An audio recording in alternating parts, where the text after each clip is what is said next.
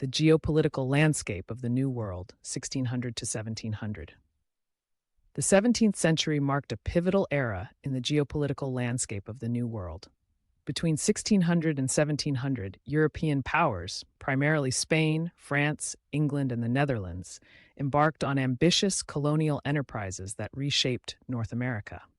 These nations were driven by a confluence of factors, including the pursuit of precious resources, strategic trade routes, religious motivations, and the desire for territorial expansion. Concurrently, indigenous populations engaged in complex forms of resistance to defend their lands and way of life against encroaching settlers. This period witnessed the forging of alliances, the eruption of conflicts, and the enduring impact of geography on colonial ambitions. Collectively, these elements orchestrated a transformative epoch that laid the foundational structures of modern geopolitics in North America. Spain. The dawn of the 17th century saw Spain consolidating its extensive empire in the Americas. With a focus on extracting wealth, Spain capitalized on rich deposits of gold and silver in regions such as Mexico and Peru. The implementation of the encomienda system facilitated this extraction by compelling indigenous peoples into labor, often under brutal conditions. Spanish mines produced an estimated 150,000 tons of silver during this century, significantly impacting the global economy and affirming Spain's dominance. France. France, meanwhile, directed its colonial efforts towards the fur trade. Recognizing the value of beaver pelts in European markets, French explorers like Samuel de Champlain established trading posts along the St. Lawrence River. By forming alliances with indigenous tribes such as the Huron and Algonquin, France created an extensive network that spanned the Great Lakes and Mississippi Valley. This cooperative approach was underpinned by mutual benefits, with the fur trade contributing to approximately 50% of France's colonial revenue. England. England's colonial strategy diverged markedly, emphasizing agricultural expansion and permanent settlements along the Atlantic seaboard. The establishment of Jamestown in 1607 marked the beginning of this endeavor. Tobacco cultivation became the cornerstone of Virginia's economy, with exports reaching 20 million pounds by the end of the century. This agricultural boom necessitated vast tracts of land, leading to aggressive encroachment on indigenous territories and resultant conflicts. The Netherlands. The Netherlands, though possessing smaller territorial claims, played a crucial role due to its control over key trade routes. Dutch merchants established New Amsterdam, modern-day New York City, as a vital trading hub. Their advanced naval capabilities facilitated trade wars against English and French interests, challenging their competitors despite the Netherlands' limited land holdings. Indigenous peoples and their resistance.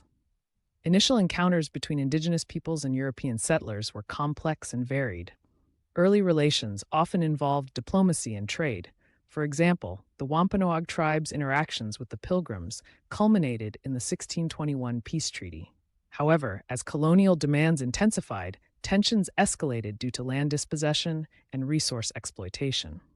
Key figures emerged in resistance movements. Pope, a Tewa religious leader, orchestrated the Pueblo Revolt of 1680, uniting various Pueblo tribes against Spanish rule in present-day New Mexico. This uprising resulted in the death of approximately 400 Spanish settlers and the temporary expulsion of the Spanish for 12 years. Metacom. Similarly, Metacom, also known as King Philip, led the King Philip's War, 1675 to 1676, against the English colonists in New England. The conflict was one of the bloodiest per capita in North American history, with an estimated 5,000 casualties, amounting to 10% of the adult male population of New England.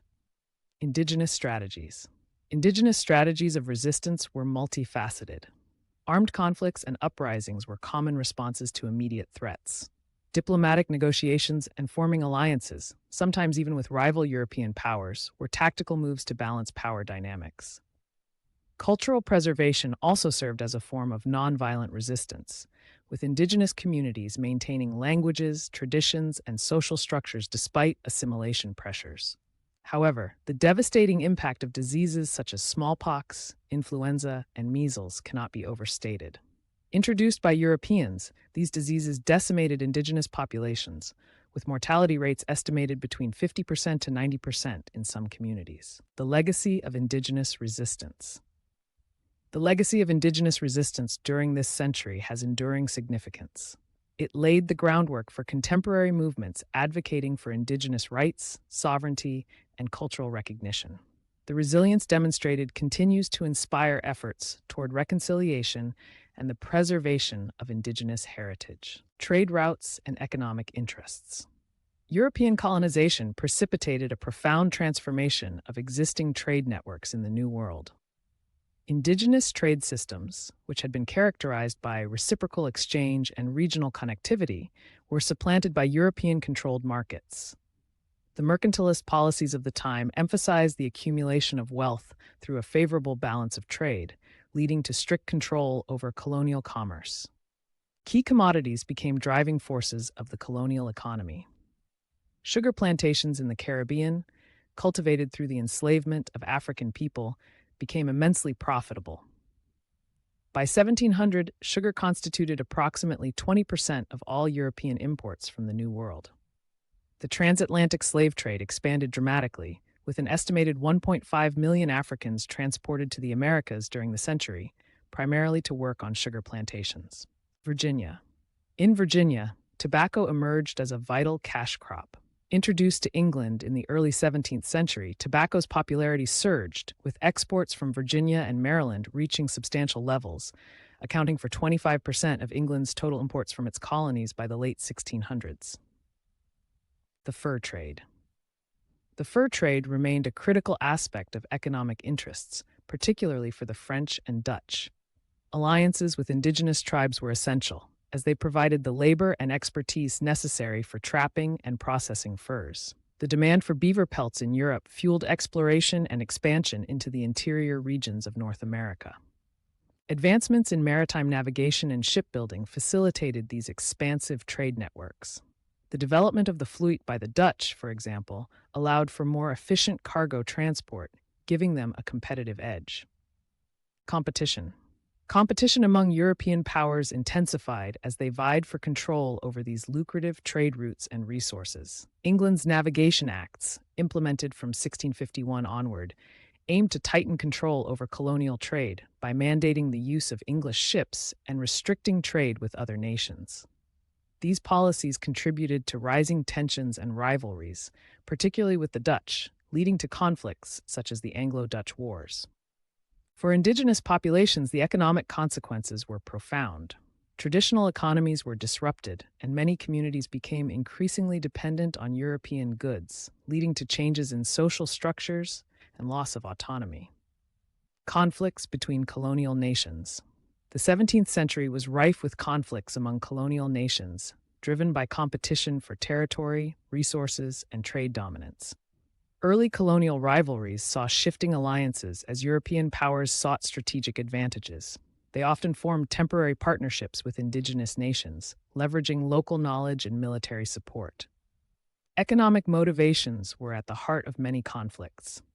Control over lucrative commodities and enforcement of mercantilist policies fueled tensions. For instance, the desire to monopolize the fur trade led to clashes between the French and the English in North America. Key battles had significant outcomes on colonial holdings. The Anglo-Dutch Wars, 1652 to 1674, were a series of naval conflicts primarily over trade routes. In 1664, the English captured New Amsterdam from the Dutch, renaming it New York. This strategic acquisition solidified England's presence along the Atlantic coast and disrupted Dutch trade networks. King William's War, 1689 to 1697. King William's War, the North American theater of the larger 9 Years' War in Europe, pitted English and French colonies against each other. Although the war concluded with the Treaty of Ryswick, which largely restored territorial status quo, it heightened tensions and set the stage for future colonial conflicts. These conflicts prompted changes in colonial policies and governance. Colonial administrations became more militarized, and there was an increased emphasis on fortifications and defense.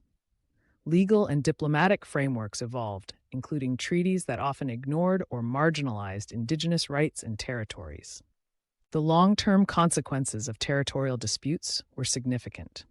Borders in North America were redrawn multiple times, affecting colonial and indigenous communities alike. These shifts disrupted established ways of life and sowed seeds for future conflicts, both between colonial powers and with indigenous nations. Religious influences on colonization efforts.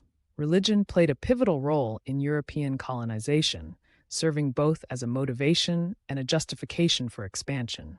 Missionary activities aimed at indigenous conversion were integral to colonial strategies. Catholic orders, such as the Jesuits and Franciscans, established missions throughout New Spain and New France. They focused on education and conversion, often learning local languages and cultures to facilitate their efforts. In the English colonies, Protestant missionary efforts paralleled settlement expansion. Groups like the Puritans sought not only to escape religious persecution, but also to create communities grounded in their religious ideals. The establishment of Harvard College in 1636, originally intended to train clergy, underscores the centrality of religion in societal development. Religious justifications. Religious justifications for colonization were prevalent. Concepts like the divine mandate and manifest destiny, later in American history, found roots in this era. Theological arguments posited that spreading Christianity was both a duty and a rationale for territorial expansion, often dismissing indigenous beliefs as paganism needing eradication. Protestantism influenced settlement patterns significantly. The Puritans in New England created tightly knit communities centered around their faith. Conversely, the Middle Colonies, including Pennsylvania, founded by William Penn, embraced religious pluralism, attracting diverse groups like Quakers, Mennonites, and others seeking freedom of worship. Conflicts arising from religious differences were not uncommon. Tensions between Protestant England and Catholic France and Spain sometimes spilled over into their colonial interactions. Additionally, missionary endeavors often led to cultural clashes and resistance from indigenous populations who sought to preserve their spiritual traditions. Religion also influenced colonial governance. Many colonies implemented laws based on religious principles, impacting social norms and policies. For instance, the Blue Laws in New England enforced moral standards derived from Puritan beliefs, affecting everything from business operations to personal conduct. Impact of geography on power dynamics. Geography profoundly impacted power dynamics in the New World. Geographic barriers such as the Appalachian Mountains and vast river systems influenced territorial control and expansion. These natural features sometimes served as defensive buffers or obstacles that slowed colonization efforts. Resource distribution played a crucial role in determining economic power. Access to fertile lands, like those in the Chesapeake Bay area, enabled the cultivation of lucrative cash crops. Regions rich in resources like fur-bearing animals became hotspots for competition among colonial powers. Navigation routes were of strategic importance. Control over key maritime pathways, such as the Atlantic shipping lanes and the Mississippi River, allowed nations to dominate trade and military movements. The French control of the Mississippi, for example, granted them significant influence over the interior of the continent. Climate variability also shaped settlement patterns. Diverse climates across the New World required adaptations in agriculture and living conditions. The harsh winters of New England demanded different crops and housing than the subtropical climates of the South. Conflicts over land use arose due to differing perceptions of land ownership. Indigenous peoples viewed land as communal and sacred, contrasting sharply with European notions of private property and exploitation. This fundamental disconnect led to disputes and displacement of indigenous communities as colonists expanded their territories. Conclusion. The century from 1600 to 1700 was a formative period in the New World's history. European colonial ambitions intersected with indigenous resistance, reshaping the geopolitical landscape of North America. Economic interests drove expansion and competition, while trade routes and key commodities like sugar, tobacco, and fur became the lifeblood of colonial economies. Conflicts between colonial nations, fueled by territorial disputes and rivalries, had lasting implications for the development of the continent. Religious influences permeated colonization efforts, affecting settlement patterns, governance, and interactions with indigenous peoples. Geography dictated power dynamics, influencing everything from resource distribution to military strategy. This era laid the groundwork for modern geopolitics, with enduring legacies that continue to influence contemporary society. Ongoing discussions about sovereignty, indigenous rights, and historical memory are deeply rooted in the events of this transformative century. Understanding this complex tapestry of ambitions, conflicts, and cultural exchanges is essential for appreciating the intricate history that shapes our present.